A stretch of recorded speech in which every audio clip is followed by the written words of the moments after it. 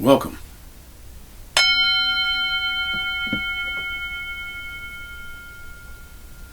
Welcome. My name is Drake and this is Touching the Edge. Welcome to this exploration of being larger than life and providing your own perspective as well.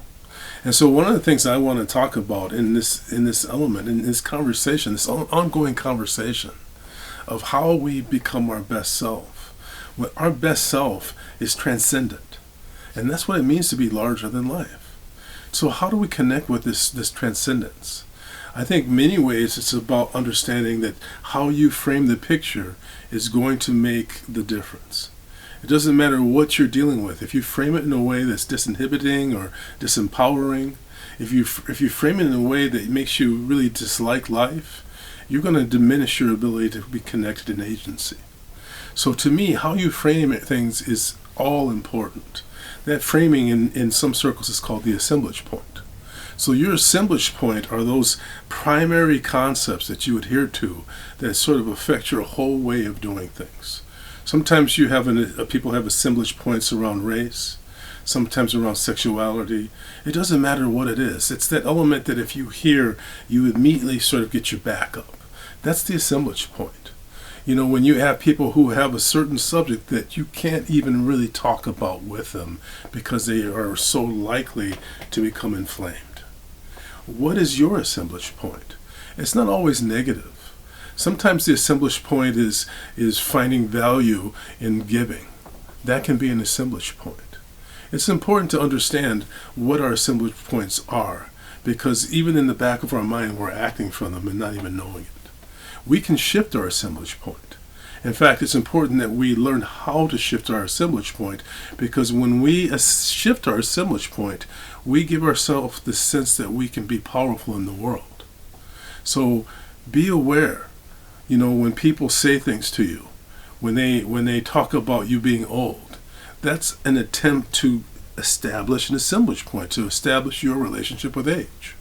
Carlos Castaneda said that all humans are black magicians, meaning that people will say things to you that begin to condition you in a way that makes you not as powerful. And you can actually establish your own assemblage points. When you get in contact with your own authenticity, when you get in contact with your own intuition, that'll lead you to what you are meant to do in this world, what your mission really is. And once you know your mission, once you become aware of what your intuition is leading you to do, you can begin to establish your assemblage point in a way that makes you go towards what you're meant to be. It's very similar to swimming with a powerful river. When you're swimming with the flow of the river, every stroke that you take makes you go faster to where you're meant to go. So understand the assemblage point. Understand what your beliefs are. Even those beliefs that are in the back of your mind. Those things that you feel like you have to adhere to in order to be a good person. It's important that you be conscious of what they are.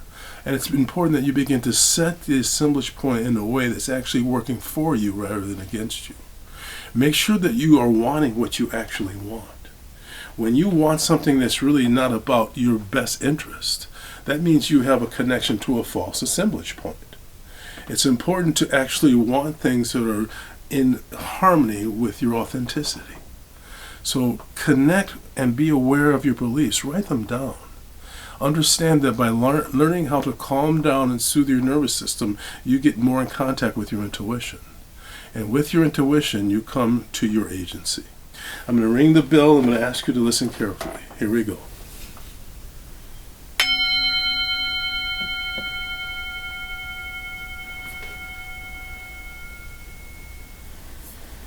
Just be aware of society's attempt to set your assemblage point, and understand that your ability to set this assemblage point is your ability to be larger than life. I bring my hands together and I bow to you. Namaste. Thank you.